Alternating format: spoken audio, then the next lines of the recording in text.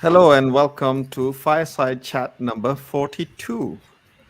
So, for people who are new to this, we pick a topic not long before we start and we share our opinions and also we take comments from our live audience. So, for those who thank you for joining us, for those who have joined us live, as usual, if you like it, subscribe so you know exactly when the next episode comes through, and also leave us comments like so we are encouraged by how useful you find these talks, and leave us comments, leave us topics to discuss. That's always very useful for us. So today's topic is actually metrics. So we all agree that metrics are it's useful to measure stuff, because in agile we when you measure, that's how you get feedback, and that's how you can improve on things. But the things that you measure often lead to your behaviors. So it's very important that you measure the right things, so that you choose the right metrics. They can lead you towards good behaviors and certain kind of improvements, so that they can lead to dysfunction. So let's, before we actually kind of start comparing metrics, let's first talk about what do we mean by metrics, and how do we measure those, and how do we classify them. Who wants to go first? Normally, the person that defines things is you, Mesh, right? So it's your role to do the definitions of things. Tough luck. I'm doing the announcements today. I am the master of ceremonies. Uh, Now, I would say, I would say, so for a metric, any kind of characteristic that you can measure, basically, or quantify in some way. Yeah. Uh, doesn't necessarily need to be numeric or anything like that, but something that basically you can measure. Yeah. That would be the definition that I would use for this. No, but regarding the different types of metrics and that kind of stuff, um, I think if you look at it, you have leading metrics that will tell you how things will go, yeah, and lagging metrics that you measure after the fact, so you know how something went, or you know how something.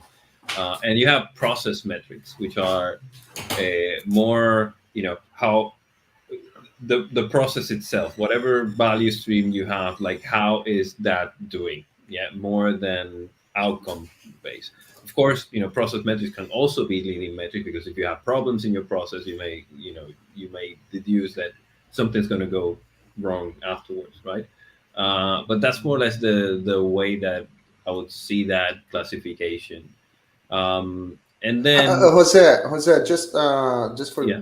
people watching, they might not be familiar with the terms of like leading metrics or logging metrics or even process metrics. So can you give us like some Some examples of examples? those. Yes. Yeah. So, for instance, um, how many features did you finish at the end of a sprint? No, or did the engagement of your users uh, increase or not? Or what is the churn rate, or how many users actually you lost? No, or people stop paying your service. No, So those employee are turnover. lagging. So those So, are so lagging. I mentioned a couple of those. Right. So lagging would be something like employee turnover or churn rate, things like basically you see them after revenue, right? Like you only see that after you have it. No? After the event, Exactly. right? After the So people paid you, then you have the number. No, you don't. It's not telling you people will be paying you this amount, right? Like that's basically and maybe leading metrics would be something like, did we have problems in our shipping process, or did we suddenly start getting a bunch of 400 errors in the platform, and stuff like that, right? Because that could mean that shipping didn't happen, or like basically there was some issue, and you're going to see the outcome of that later on. No, Mhm. Another type of and then for process, you would see things like, I don't know, what is the current velocity or stuff like this that is, sort of like explicit to, To the a bunch operations of the itself. process that you're using, no, that Mhm. kind And of stuff. where would quality I would guess that would be more outcomes related as well, right? So for example, Quality is an quality. experience, man. You remember that? Uh, By the way, we already did an episode on yeah. So quality is on not quality measured; and it's you on metrics as feel. well. Yeah. We're No, I just don't say about the feeling, but I do exactly. say that quality is an experience. I like an experience. But we did two episodes on this stuff, and I guess the objective today is to go a bit more into what we think are good things to measure or not, and in which context. No, Yeah. because a lot of this is Hmm. contextual as well. No, but yeah, and then because then the things that I mentioned, that could be one classification. No, like this is, no? But then you have other classifications that you could use as well. No, we often talk about proxy metrics, right?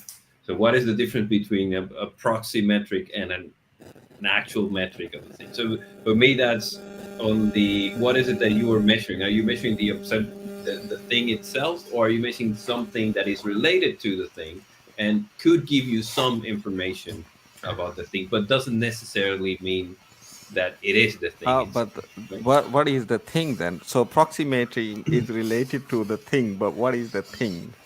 A, the way, what do you mean? What is the thing? It will Because you're depend. It's saying like proxy metric as opposed to another kind of metric, and I want yeah, to know what is the other kind of metric. the If it's other not will proxy, be what is it? the observation of the actual characteristic that you're looking for, right? Like let's say uh, uh, Value? no, let's say you have something like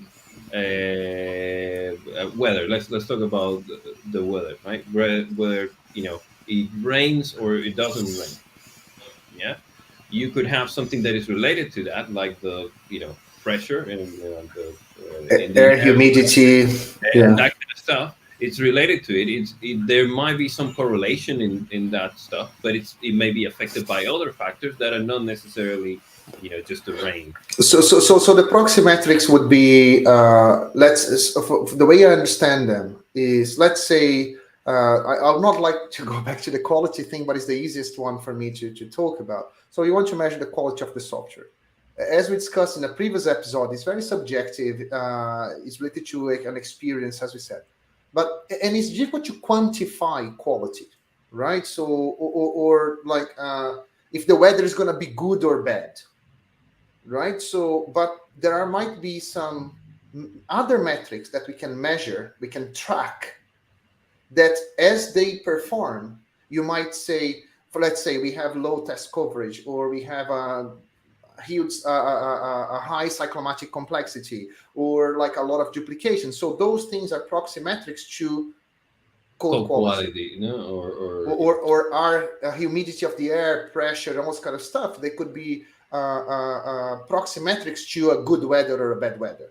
I would, yeah, I would actually say, and I think there's layers of these, and it depends on, that it's very important thing, and it's something that just dawned on me now, is that it just depends on your point of view, is what's proxy and what's not proxy, right? okay, Because like ultimately, right, to different kind of people, different things are proxy and other things matter, right? So for example, even when we talk about code quality, actually, if you think about for from a user using the product, yeah, they don't care about the code quality.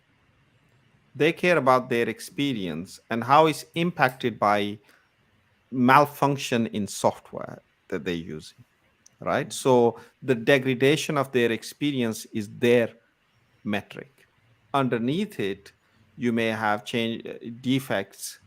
Underneath it, you may have test coverage. Underneath, Outages. let me so the degradation of their experience, yeah, is the lack of quality, is their experience of quality, yeah. yeah.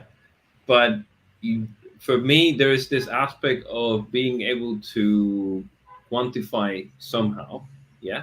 So the minute that you, let's say we're talking about quality and the experience that people have, but that is it, can you measure that? Is it like, where do you then you use something that is a proxy to that, something Yeah. around the lines of how did people feel that experience went, Yes. right? Like the typical example of this thing is employee net promoter score and that kind of stuff, right? Like or organizational climate. Like it's so complex, it's so abstract, and so that then what you do is you find something that you can quantify, that you think is pretty much related or attached, has some correlation to what you're trying to describe, or Or the message. variations in that metric will Exactly, they impact will tell you the exactly thing. there is some sort of connection between them, and that connection may not be direct. It may be through something else, through some other factors or some other Or number variable. of issues raised, like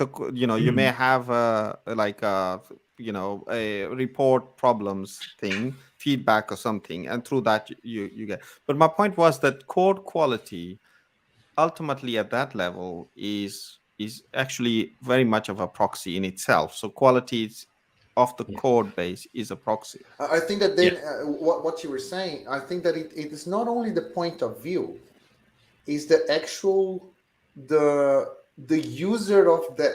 How can I put that? For example, code quality, because what you if I understood what you're saying, Mash, like code quality is a proxy metric for an end user, for example, Exactly, but not right? for a developer. But not for a developer. So Yes, for a developer is the actual thing. And even it's their then, experience is it's actually their with the code. experience. Yeah. Exactly. Yeah. So if they can change the code well or not is directly related to their experience and not the. And you can even go up to, for example, even the business itself, because, for example, if they are having a lot of rework, then like the amount of rework, for example, bugs raised, and things like that, that would trigger rework, would trigger inefficiencies. So that becomes a business problem caused by. Yeah, for them, for business is waste, exactly, Yeah. rework or waste. They thought something would be done in the first place and it didn't, so they lost time, money, Mhm. reputation, all those kind of things, right? And that's their metric. But underneath that, as you said, it relates to code quality. So So, Helder, sorry, before we go no, I into would say Helder's that question. Helder has a question here. Is like the question is, when the target in the company is profit and you contribute with software to do that, what proxy measures can we use? And here, this is a difficult question to answer, because we would need to understand how the company generates profit with that software, Yeah, exactly. right? The quality of the software may not result in profit, Exactly. right? So, Because for it might be the example, wrong feature built. yeah, so if they earn money per transaction, let's say that they are a credit card operator or a payment system, like, for example, like they need to have a good throughput. They need to process, they need to be stable, they need to be up, and they need to be reliable, secure, and all this kind of stuff. So or any things like that would enable you to have more clients, more process, more payments, adopt new payment methods. So features, for example, that would bring direct money is support a new payment method. If you are a payment gateway, for example, if you are a social network, the way that you advertise and have much smarter advertising where people can click in whatever they might be interested, that might be a feature that would you could say like click through or click per ad or whatever the term is, might be a proxy metric for revenue generation. So see what I'm saying? It will really depend on how the company make money with that software for us to find the right proxy metrics. Actually, if we there is a book, Link Analytics. I don't know that it's quite a good book if you're into the whole link startup, and you want to understand a bit better how to link the state of the business with all of the processes and all of the things that you're doing as part of the business, right? And they have a concept which is called the one metric that matters. Yeah. And it's quite interesting because they describe a bunch of business models. Is it transactional? Is it an app? Is it like all the things? And depending on what kind of business you have, there's certain things, that this is what users do, whatever, you translate that into your business, but there's a transaction, right? Like someone gives you this, someone gets this other thing, right? There's, I don't know, collaborative, right? Like it's about content creation, comments, engagement, no? So that's a different type of activity they're expecting. And then what they tell you is, depending on where your business is, the growth, let's say, or the phase where it is, there are certain things that predict better how your business is doing than others, right? Like, don't pay attention to, because you can measure. This is the other thing about metrics. You can measure whatever you want, But if you have, 20 different metrics, which which one should be looking at, right? Like you suffer from infoxication, no? Like too much information overload, right? So what the book tells you is, okay, so depending on your business, in which stage you are in, look at this thing, boom, boom, boom, boom, and that's one way of doing it. And I think it works the same, in software as well, right? Like a lot of the times we have a ton of stuff that we are measuring, and nobody looks at it. It's not very indicative of the real problems that we're having and so on, and it's just, you know waste. This Yeah. this is by the way, I have a very, like, and as Marabesi said, talked about linear regression. I'm not a statistician, but I have a mild idea about what it is, and it is actually what you were talking about as well. It's the relationship of a bunch of variables to an outcome. So and I guess that's what we mean by proxy, those variables that actually allow us, that impact the outcome.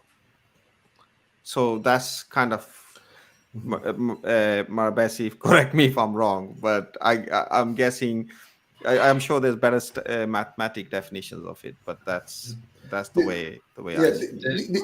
I, This. I No, go on. Go Sorry, on, I Jose. think there's that's so linear regression. The way that I understand it is that it's a different thing. Is basically fitting. You have sample, and you're trying to find a line that best fits that sample according to a metric.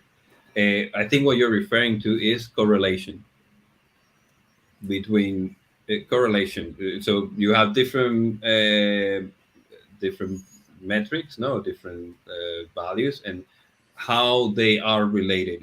When they change, do they change together, basically, and how much do they change It's together? so actually that's a very good question, because we are actually when we talk about proxy metrics, we are talking about the dependency. So maybe correlation is the right thing, of the higher level thing on a bunch of lower level things, Hmm.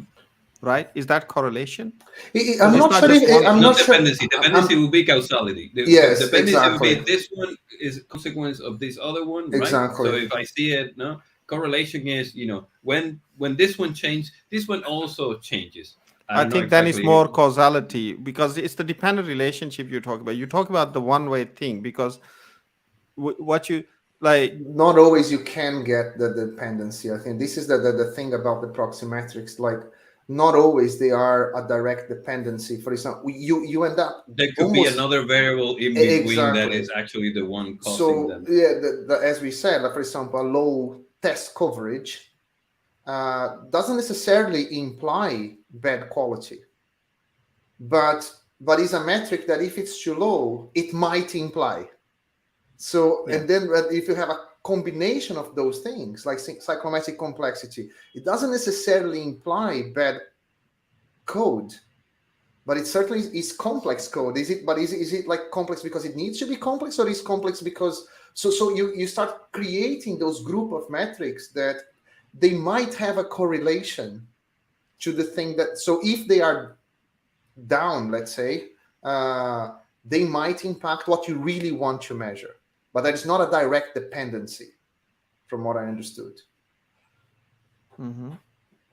It's an interesting chain of thought, but let's move back to the Yeah, we things that went. let's move back to what we were talking about. So we kind of, we were trying to understand what proxy metrics are, and I think we went down into a bit of a rabbit hole in terms of the dependency aspect. But would it be safe to say then is proxy metrics are basically, what we are saying is that they are not the things that ultimately matter, but they help us understand the thing that ultimately matters, because we don't want Yeah. to we want leading measures to help us understand beforehand and be proactive in the thing that ultimately matters. And also we want certain things that help us pinpoint where the problems might be, that would move the needle on thing that matters. So Yeah. is that how we defining the proxy? So I would say that is more like when what you are trying to measure is You very can't directly complex, and measure. you Exactly. cannot You, do you that can't with a directly. single. But there's not a single characteristic that would tell you exactly Exactly. how it But is. not just complex, but also about things that are useful for us to then be able to fix, because you monitor or measure things that so I'm more kind of leading us more towards like process type metrics, right? Or So even leading metrics as well. yeah, because what so basically it's not just that the thing is complex on top and we need to measure other things because that will help us see what that is, but we also need to measure things that will help us understand where to focus our improvement effort on. So this is for me where yes, I think that this is getting closer to how I understand this, and I think that a few examples probably would help us to get to the same place. Let's take an example of measuring the health of a project, right? So we want to make sure that that project is healthy. Yeah, there's no single metric that we can say yes or no, or in a rank of 1 to 10, because like in order to, it's quite subjective, so you will need to combine a few things, And and there's that more than one characteristic that healthy depends on how you define healthy. If healthy is under budget, you exactly. you have one metric that you can but measure, but and then that's but it. then the Like, metric becomes that that specific thing. exactly. It, This is the it, thing. Like if you define healthy as the team is happy, the we're delivering on time, whatever. Like you're adding your different characteristics to that. Then the combination of that is kind of may like, lead and to then a you can create healthy sort of, project. and then you could create an index, right, and try to aggregate all of that into some sort of number that Yeah, you use. No. But yeah, you can also take in, sorry, go on. no, and then the proxy metrics in this case, going back to what you were saying, Ash, like some of them will be potentially leading metrics, other will be lagging metrics, and in that combination, like for example, if a project is healthy, like okay, is it under budget? Is everyone happy? Is there continuity? So all of those things. So there is a bunch of stuff that we can track, and some of them are leading metrics or process related metrics that you can measure that, and then you can act on them. If you say, like, let's say the team is unhappy because we have a way to speak to people, get their feedback regularly, and we monitor their happiness, let's say. If that metric goes down, it doesn't mean that the project is not healthy, but we know that if it gets too low, it might have a serious consequence in that project. Then we On the need to decide budget. how to act. Uh, and then and acting on that might have many different ways, right? So That is an example of the same metric can be leading and lagging, by the way, because or rather looking. So if you look at team happiness, yeah, as you said, this is kind of an example, in my view, of a leading metric, because if the team is unhappy, we know that things might cause problems. People might leave. from a project Project perspective, perspective, the project might go over budget because of all those problems, and ultimately taking the cynical view to some business that mhm, they don't care if the team is happy, they care if the project is under budget, right? mhm, So but so from a leading perspective, team happiness could be a leading metric to then make sure that the whereas project budget is a lagging metric.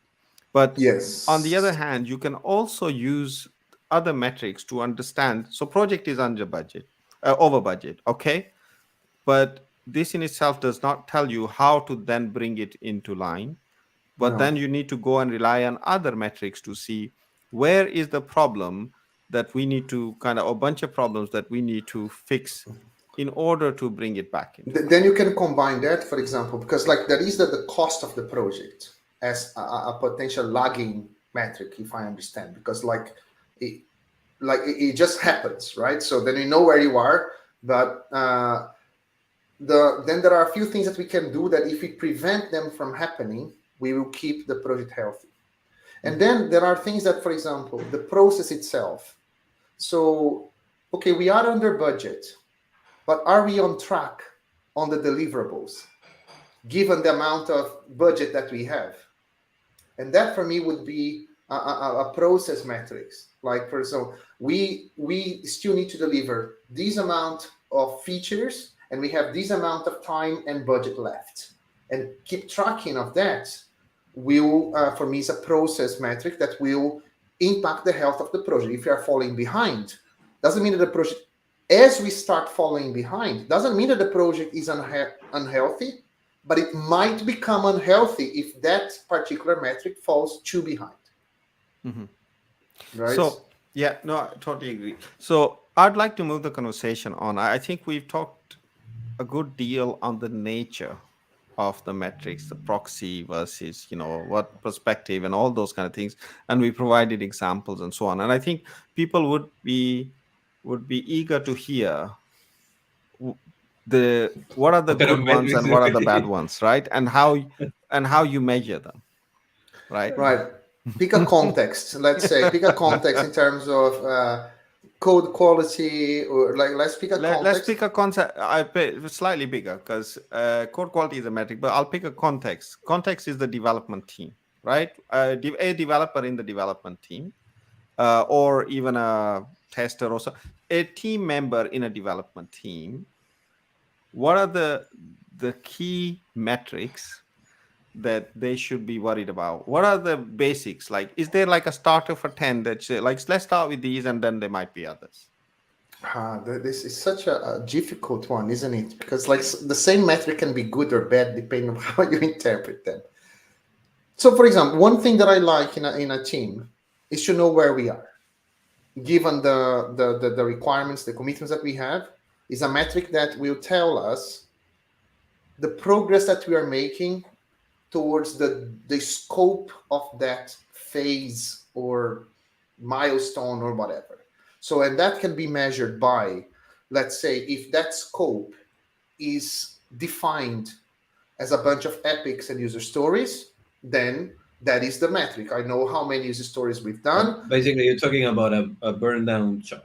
So, like a burn down chart at a sprint level and at a milestone level, project The release level. a release level, right? Or a burn up, yeah. Yeah. Or a cumulative flow diagram. Yes. Exactly. So, or if it's just a bunch of tickets, then the number of tickets, whichever unit that those tasks were broken down. So knowing how many we've done, how many are left, and roughly the size of them, so that we can have an estimate. That is, for me, a metric that is very useful, and you should have always. We should always know where we are in a project. That's, for me, is a very useful metric to have. It will vary how we measure, depending on which unit we use to break down those requirements. So the devil's advocate, lean guy would say, that's why we are here. Why, this is kind of the project versus product debate. Why does that really matter? Because if we are building up a product and it's alive and it's servicing a market, and we are doing the next thing to actually improve our business, then we just pick the next thing. Why does it matter that the scope is bounded? The way that I see it is that the way that you bound the scope can vary as well, but there is a continuous investment in a product. So we don't need to treat as a project and then it gets towards after 6 months it's ended. No, the product will be alive for decades. But every increment in that project or that product is an investment. So we're saying, like, we're going to spend the next 3 months building this set of features. It's because there is an expectation that if we build that next set of feature, we will get some return on that investment. And that might be even to keep the market share. just because like all the competitors have those features, we need to have those features, or it might be something innovative that we can gain market share, we can get more users, or whatever, become faster or whatever. So for me, it's important because like we have a finite capacity and money as well at a point in time. So we need to prioritize like what we're going to do first, what we're going to do next, and how many people we're going to use to do that, and how long would I need to wait so that we have something else done. So Sandro, knowing but those things are important. I think Mash, the when what he was doing, the devil's advocate, correct me, Mash, but I think what he was referring to is why stop at the delivery, let's say, or at the, I built the feature.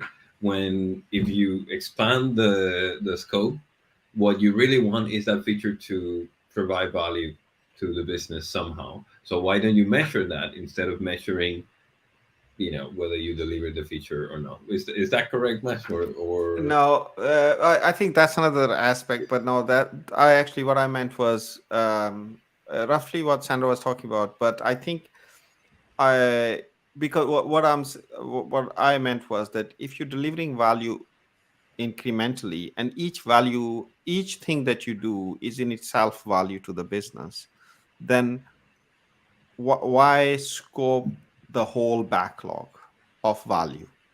The next value, and then because we're always working away, because that's the lean kind of thinking, right? It's the atomic kind of value to the yeah, business. but you don't need to. But the answer to that is you don't need to. If you have a cumulative flow diagram and you keep track of the tendency of how much work you're putting in versus how much you're getting out, you can basically draw No, the that two tendency lines, and you can know at any point without knowing the end, amount of work that you're gonna have. You can know more or less by when you think you'll be I finished yeah, according and I to how think the that system is behaving. that's So what I was that is what I was getting at. However, I think what Sandro is saying is that they might, and correct me if I'm wrong, Sandro, but I don't think you need to do the whole backlog. You don't need to know the whole backlog, but you do need to know the progress of the initiative, release, whatever you want to call it. If it is a big chunk, that in itself is arguable whether that's a good thing or not. But if something is a big chunk, you need to know where you are within it. And normally, when you start wanting to know like a much bigger chunk, what you basically have is you're not working in a release value early fashion. It's more like like values being released to a particular thing and not all the way, and the measures are also wrong. But there is an I think in a lot of cases it's a reality. It's not the ideal, but it's a reality that value is not released early and often, and we can't slice it small enough.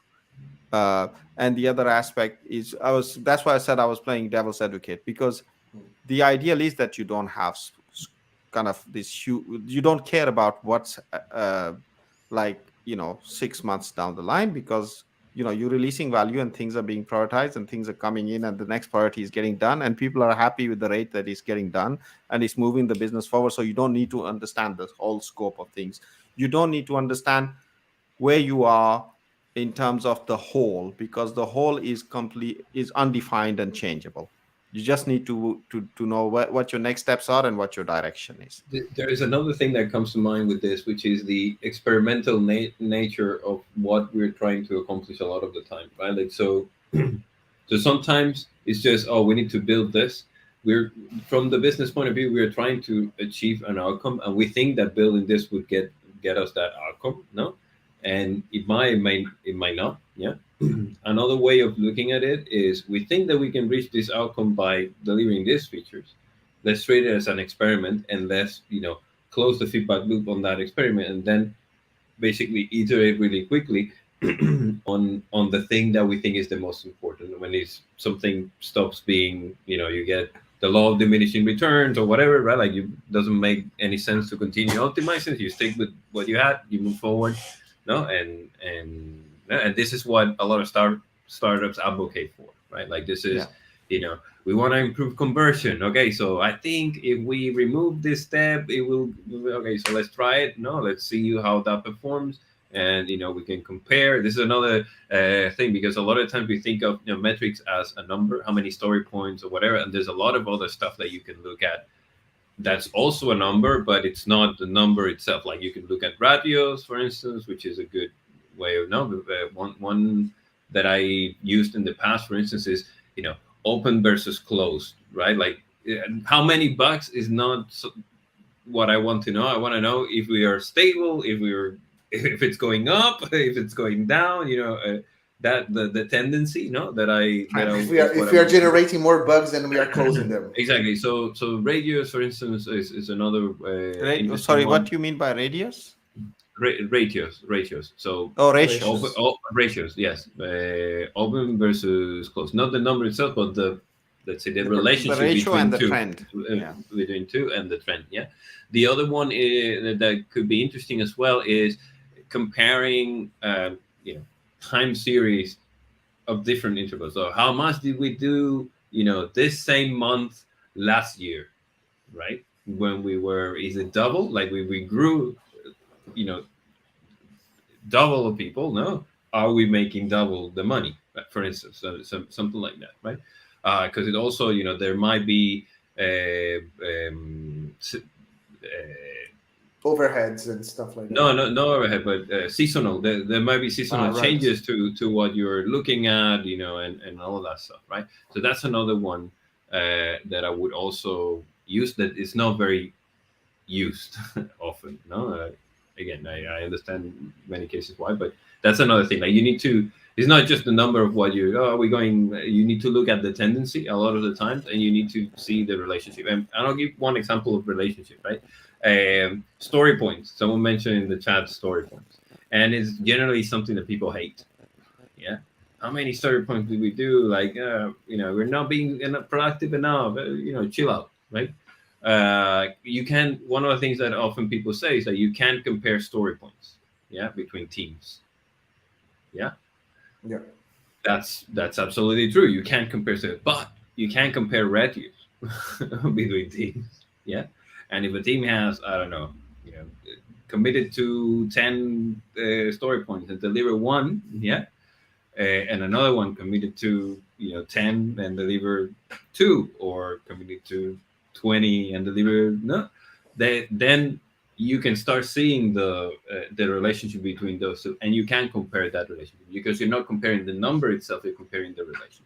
So just for me to understand, you're not comparing a story that is 5 in one team and another story that is 5 in a team. So they might have completely different size and efforts and all. They might have completely different size, and whatever they committed to. But one team ended up delivering 10% of what they So they committed and to, another one delivered 20% of what they committed. Right, got it. That's the thing, and that ratio you can compare. It's actually, Jeff Sutherland has a bunch of videos on this. Is something like Scrum metrics for hyper productive teams, or something like that. Is because this is what I would ask. So, for example, we were Mesh's original question was about like what are the key metrics or the essential metrics that a team should have. So the metrics that you are just saying now, for example, those where you measure the ratio, for example, the team committed to, I don't know. I wouldn't say that but we were talking about a developer. I wouldn't say that that's an essential metric that a developer needs to be looking at. But if you were managing several teams and you want to get an idea of how those teams are doing compared to each other, then that would be a metric that could be used both to compare teams, but also they are related to, like, for example, would you qualify this metric as a process metric? Process metric, sure, but like, is it like the performance of the team, the speed of the team, it's like everything. The speed, I wouldn't say the speed. I would say, I think he calls it focus factor or something like that, right? Like how much are you able to really, deliver something like I'm trying, I'm from memory now, but basically playing devil's advocate again. Does this come from scaling agile framework or less? No. Because why would you want to compare two teams? you would like to compare two teams. I don't know, because you want to know where to put your resources because they need more Exactly, help. because you might need to say You're that let's hiring technical coaches to help them. to You improve know? where the bottleneck is. For example, you Where might should we have start? But different that teams surely working in different areas. could that with the in terms of the because I the reason I asked this question is I want to lead ourselves to other types of metrics as well. The Hmm. Yeah. conversation Okay. was the types of Go for metrics, because it. I think there are other types of metrics that are way more important. Like Mhm. by the way, when I said a developer in a team, I'm talking about an XP team and the whole team type Hmm. view, right? Any team member that has a whole team view that has, it's not a give me stories and I'll develop them. They care about the thing being delivered and how it and so on. So that's what I mean. So anything can come in there.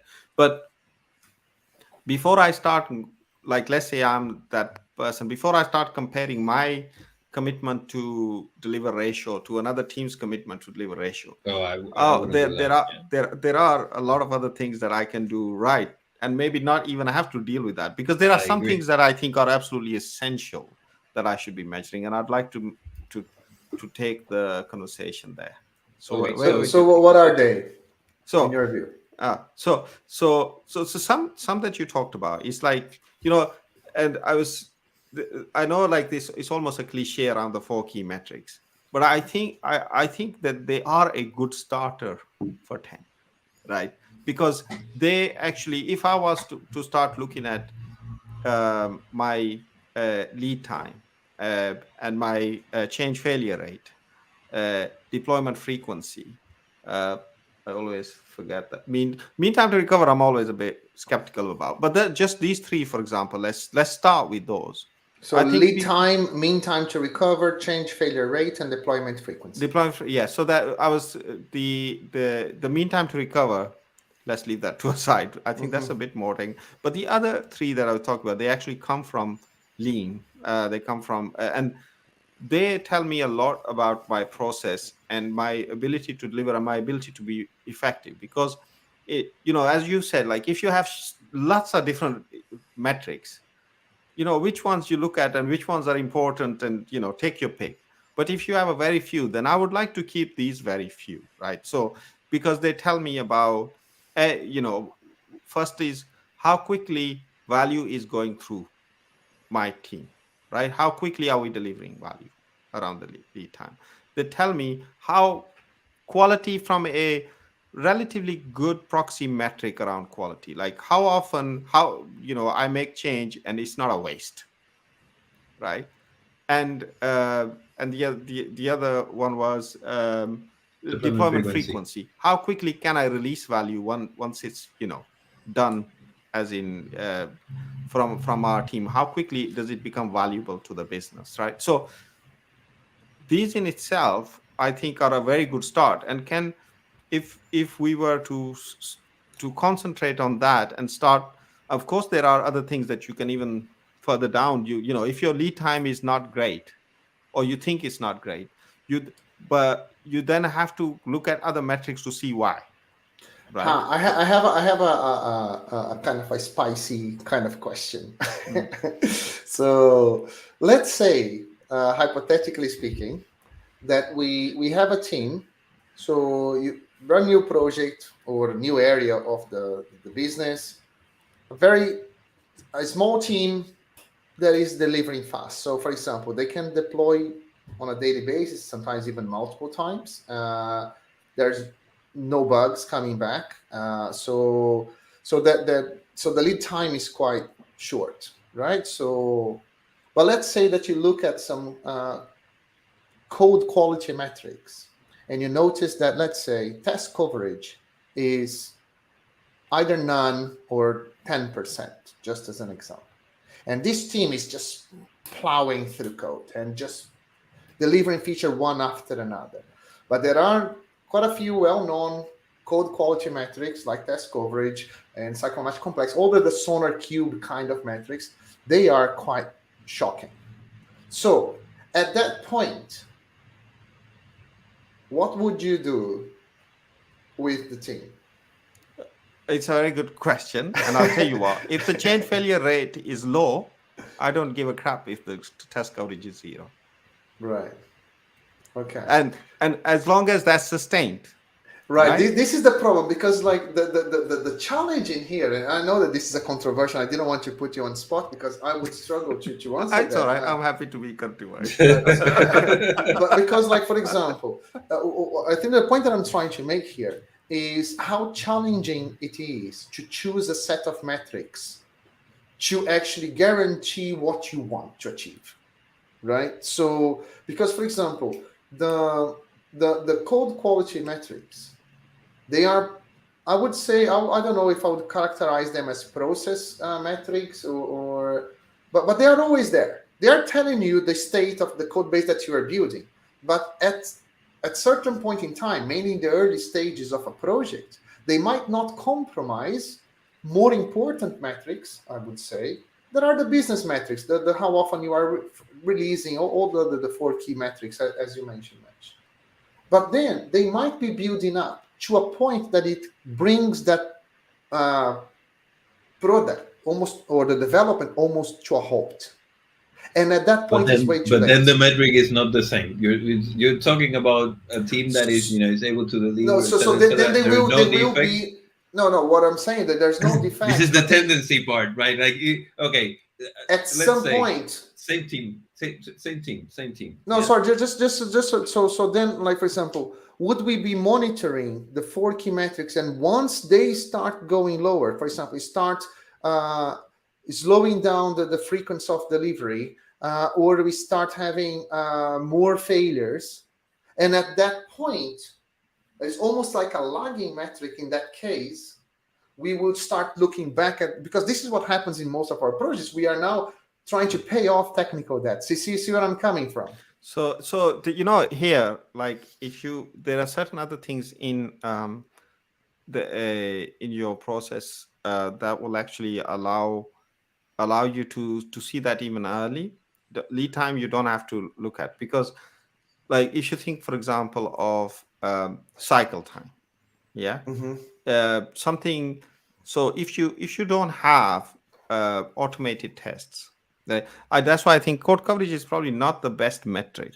But if you look at the cycle time, and if you don't have automated tests, your cycle time would very quickly start to increase, because you are spending, because if or you're, you will release, but the change failure rate will well, increase, exactly, but if you right? keep the change failure rate low, if you're keeping it low, means that you're verifying, you're just not automating the verification, Mm-hmm. right? So if that starts to increase and is steadily increasing, you know that, there is an area in there that is, as the code base is increasing and its complexity is increasing, it's taking longer and longer and longer. So very quickly you can pinpoint, say, well, why is it taking longer? And you go in there and you see that, because the developer is now spending more than half the time just verifying the everything else that he hasn't regressed, right? Because they're keeping the change failure rate. And there, theoretically, then you can say, well, or there is a case for automation. And this is something that, you can say, well, actually, there is a case for automation from fairly earlier on. I would actually argue that uh, the code coverage in itself can actually bring the cycle time higher rather than lower, because if they're not well engineered, well written, blah blah blah, right?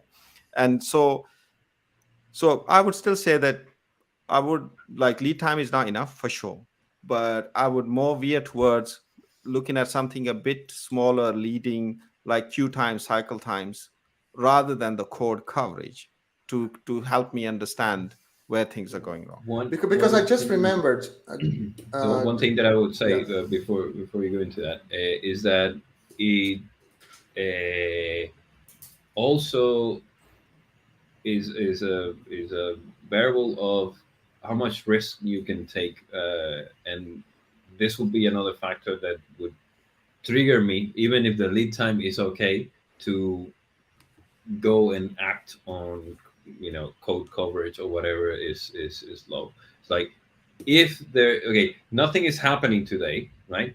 But can I risk something happening?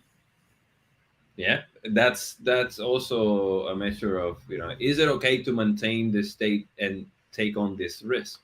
or not. Yeah. So And that would be another factor that would make me, even if everything is going well, no, we need coverage, we need, quality gates, we need automation, because the cost of making a mistake, even if until now we haven't made one, is high. Yeah, because I think that this remind me, like remember when we were discussing like adopting OKRs, which for me is kind of a metric on its own, right? So this is how we're trying to measure the progress of the business, the objectives, and the key results, and all that kind of good stuff. And what we were looking at when defining the key results is that not only what we want to achieve with the objective, but there were also some quality metrics. That's because you mentioned like leading metrics, lagging metrics, process metrics, but there are also quality metrics when you talk about the process. So for example, there is something that you want to achieve, but do you want to achieve that at any price? For example, you want just like to release one feature after another, running the risk, going back to both of you were saying, maybe you now, Jose, in your last comment. So for example, you are incurring risks as you are pushing more and more features without looking after the quality of your code. You are delivering fast, but you are incurring more and more risks with that. So I believe that in almost everything we do, there are the metrics that we are using to measure what we want to achieve, being lagging, process, or leading. But maybe the process metrics, there is an overlap of what we call quality metrics as well. Because you need to say, like, I want to achieve that, but I want to achieve that with a certain degree of quality. Or I think that one of the examples were we want to be able to generate, let's say we are in a factory and we produce, I don't know, bottles, yeah? And I want to produce 100 bottles per, I don't know, hour, let's say. And let's say that you achieve that, but there is a quality metric that would say with 1% maximum of loss. So I would not be breaking more than 1% of the bottles as I produce 100 bottles. Because you can still produce 100 bottles in an hour, but have a waste of, I don't know, 10 bottles in the process.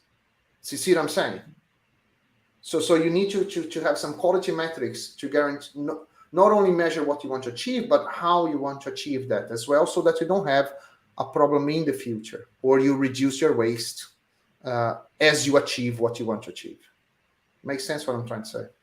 Yeah, it's a defects. Yeah, how many defects or what percentage of exactly, it's the change failure rate that we were talking about, right?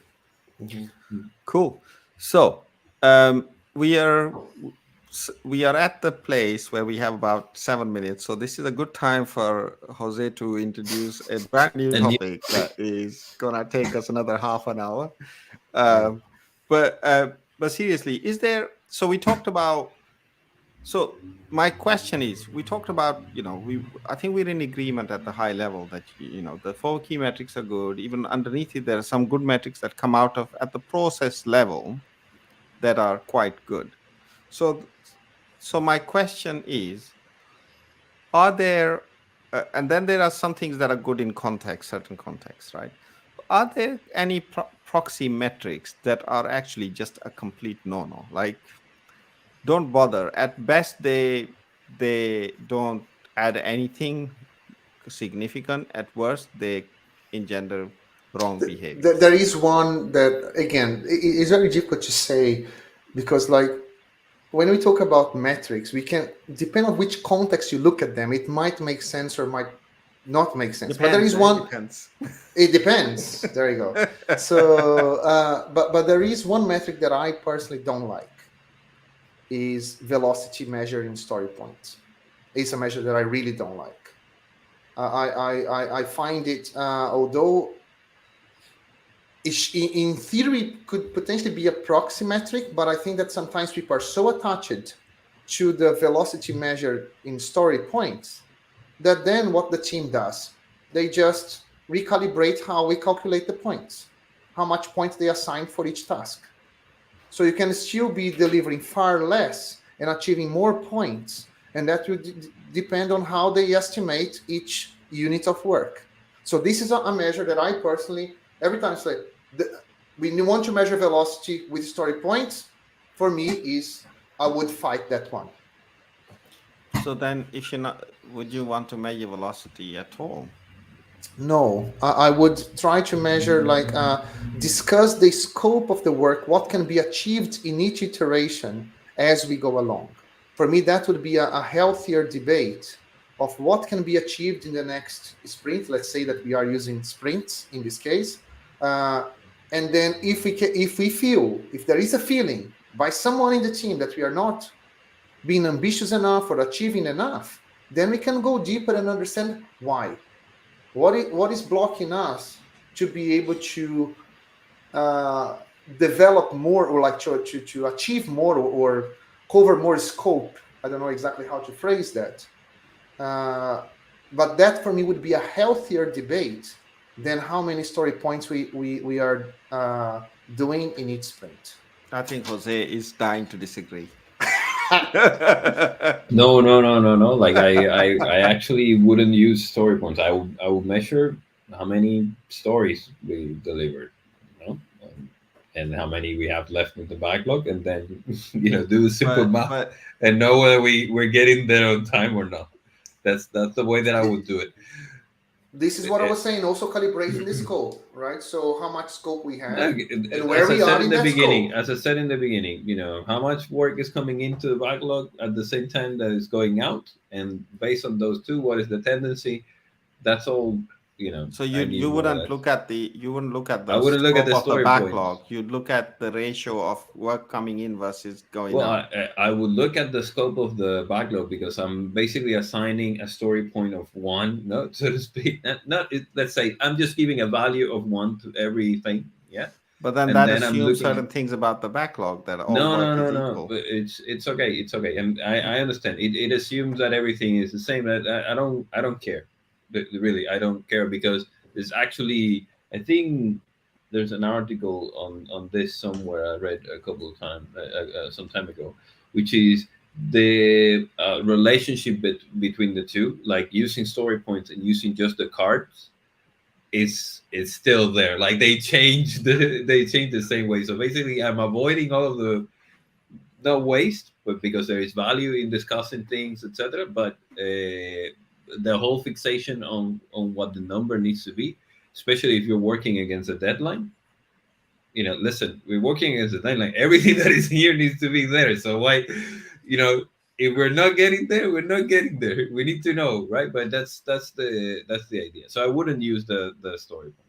You can if you want, but I wouldn't use that. I think there's value in sizing things, understanding how big they are, etc. But and having the But more to conversation. And we provide an already discussed estimate it. to see if something is possible to achieve by a certain Yeah, time, right? exactly, But not to exactly. See measure what the velocity. tendency is. Look at Yeah. both tendencies and see, hey, does this fall within the range that I want it to fall? Yeah, and that's one. And then so that's the way that I would do it. But the you were asking about which ones you think are a no. I think lines of code is a no. Ah, Jesus. Jesus. No. Lines of code is a no. Is it though? Like playing devil's, I'm just being. Is For it? me, it Because is. if I would You say no, asked my not the number opinion. of, not like for every new line of code you get less points, not more points. The less lines Okay, of okay, code. okay. Well, you know what I mean. You know what I If mean. you can achieve more with the same or less Adding, code, then exactly. maybe. Adding is, Yeah. It's, So I it have shouldn't one. be how many kilos of code you Yeah. you I, wrote. I It have needs to one be that the right code. I wouldn't say that is a no. I think that is has useful information, but it's not a metric that I like. Mhm. To chase the number of in the met that is code coverage or test coverage. So this is a metric that I personally don't like how it's used. I think that is a useful metric, but very rarely used well. For example, for me, if it's not close to 100% or like close, I mean like 98, 99% of code coverage, anything different from that is irrelevant. Because, like, for example, I have 70%. Like, a lot of companies have this rule. We need to have 70% of code coverage. What does it even mean? How do you choose what is the 70% that needs to be covered? And what about the 30% of code that is not covered? How? So what It's is the like important? 70% that is not core is completely Exactly, covered. exactly. I have all my And the CRUDs 30% that is tested. core and is the Right. area that is I have business the a most code. larger problem with code coverage. In fact, this was the one that I would pick as well. Is one of the most harmful ones, because even if you have 100 or 98% or whatever is a good figure, it does not tell you that it may tell you that you've got some lots of shitty test code, right? Sure. So it doesn't, code coverage in itself tells you nothing about the quality of your test or your production code, and nothing really about the real verification that that code is doing. It just tells you what code that your test Was code is exercised. exercised. Exactly. So we And understand the. No, sorry. Go on. Finish. no, no, so I was just going to say that if that's the, so it can actually lead more towards bad behaviors than has any significant impact around anything So, major. for me, the reason that I mentioned very close to 100, like, is more to identify the behavior. So, for example, are people bothering to write the automated tests as they write the code? If they do before or after, of course, we all prefer to do before that. We prefer test-driven development. But, like, but for example, when I see that it's not close to 100, I know that there is not everything is being test driven or, like, tested by code, and then I can work on that. But, for example, chasing an arbitrary number like 70% or 50% or 85%, whatever that number is, that for me is pointless. Or even, like, knowing, for example, uh, like, once the code base is already there, and some companies have the, for example, we want to increase the percentage of code coverage.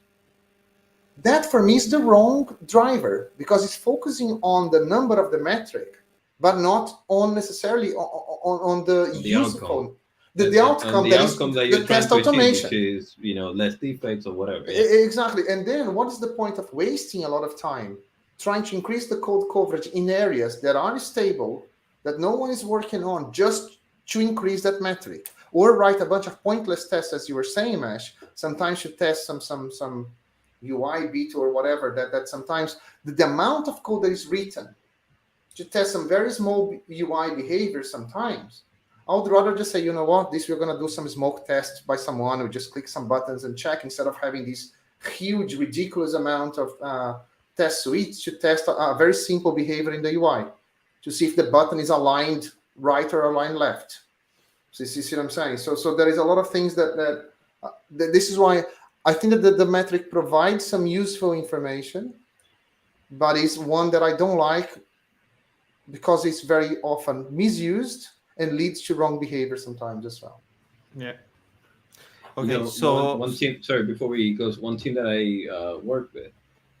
One of the things that we did, because we did use code coverage, but with a different purpose. Let's say it was not the metric itself, but it was a way of knowing um, how thorough, let's say, we were able to check areas of the system that would give us problems. Yeah, and it started with tracing back, user complaints to specific components in the system, and then starting with those components, adding tests on those components just as a way to stabilize Mm-hmm. the behavior and finding, whatever defect, because those were the areas that had the most problems all the time.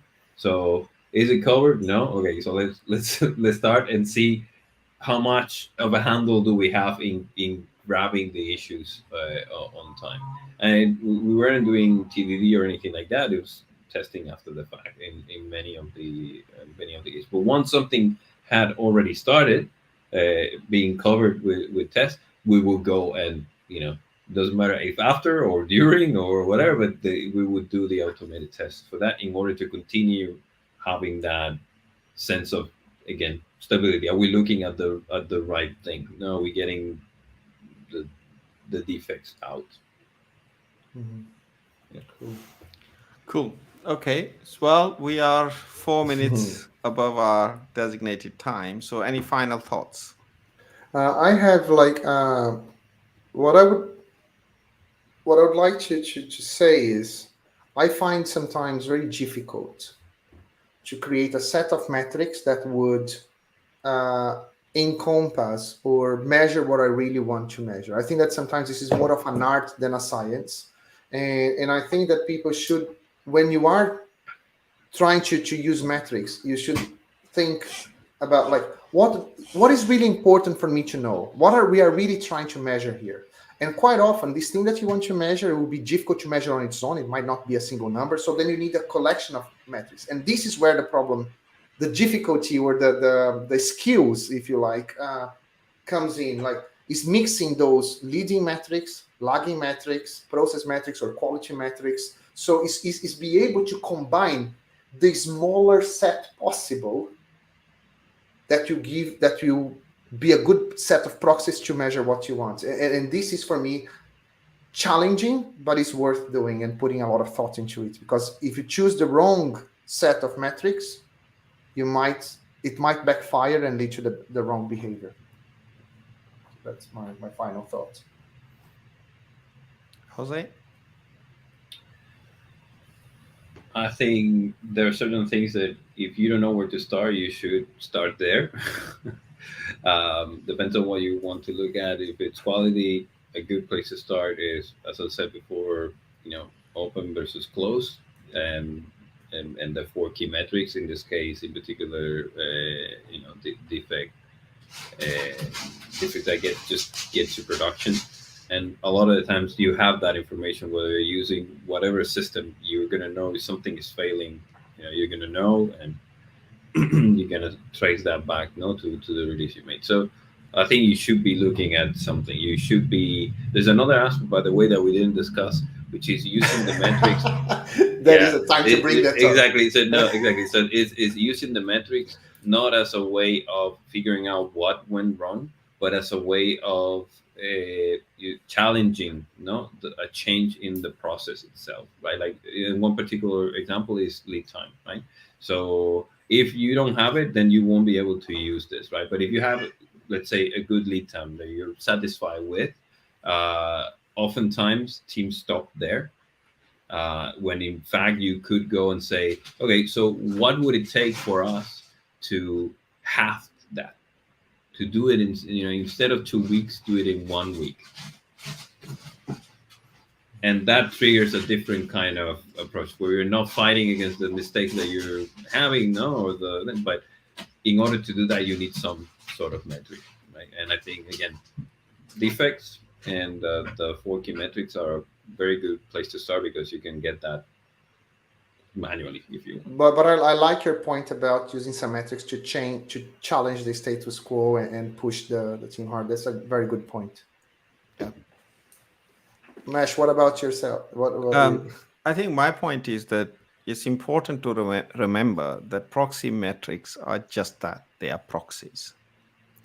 And very often we fall into the trap of taking them as perceived wisdom and then just making everything about that metric and actually forgetting that they are a proxy to something else. So it's very important that we always keep that link of what those things are a proxy to, and always monitor that thing, and always question the relationship of that proxy to the thing that really matters, right? And I think we should always keep that in our view. This is a proxy, and we are measuring it, and we are basing a lot of our improvements on it, but is it really moving the needle on other things that matter more, and how does it link with them? Does it link strongly, weakly, or not at all? I In have a no. Sorry, you have you So, finished, Mesh? in other words, correlation is not is not causation or causality, right? Exactly. No, I have another final thought that I think that is worth sharing is also that metrics should not be used as a management tool. So for me, that metrics are a learning tool. are a way for us to understand what's going on with the company, with the team, with the project, with the code, or whatever you are trying to measure. But that is kind of information that should be used by the teams, by the people involved, to say, okay, this is what's going on in whatever we are trying to achieve. Where should we act? What should we improve? What should we not improve? Where should we put our attention? Yeah. So for I me, think you should qualify that a bit more, right?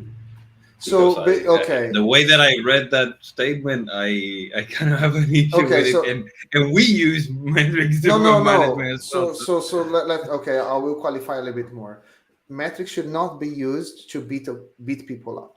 So it's not like okay, you have a metric, you need to comply to these, and that's what it is. No, metrics are, we set a group of metrics to monitor the progress of something, or if we are going towards our goal and something like that. And the metrics provide the information so that we can make better decisions of what to improve, where to pay attention, what to change, and things like that. And if we are on track or not. But they, for me, are information that is needed so that we improve what we are doing, and not just to fixate on the number and beat people up when they don't meet. So that's I think that's the point that I was trying to make. Okay. Well, thank you, Sandro, and thank you, Jose. And thank you, everyone, for listening, especially to those people who took part in the live chat as well. So if you like it, click like, subscribe, and let us know what you think about it. And also, as I said, give us suggestions for new topics. So thank you very much for listening. Thanks, everyone.